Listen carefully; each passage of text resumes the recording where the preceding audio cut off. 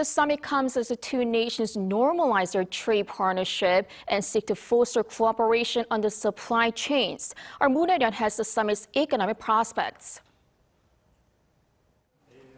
Following his summit with South Korea's President Yoon on Sunday, Japanese Prime Minister Fumio Kishida is on Monday scheduled to hold talks with the chairman of the Korea Chamber of Commerce and Industry and other leaders of 6 economic organizations.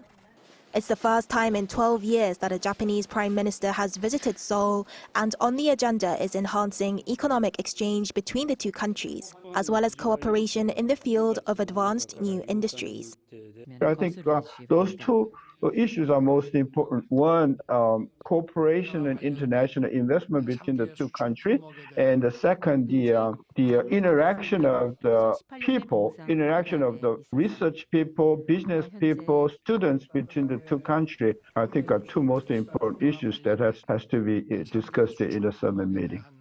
Back in 2019, following a dispute over wartime compensation, Seoul removed Japan from its whitelist after Tokyo did the same and imposed export restrictions on materials necessary for producing displays and semiconductors.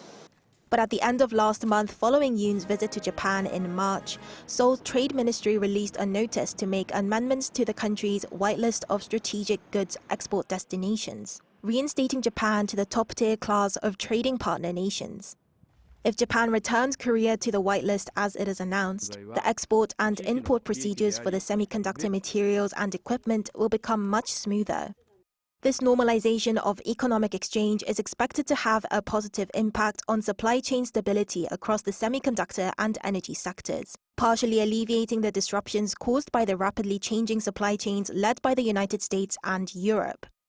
During an interview with Japanese news outlet Nikkei on Wednesday, Seoul's finance minister emphasized the need for Korea and Japan to cooperate in response to rising energy prices. Japan last year reclaimed its title as the world's biggest liquefied gas buyer from China.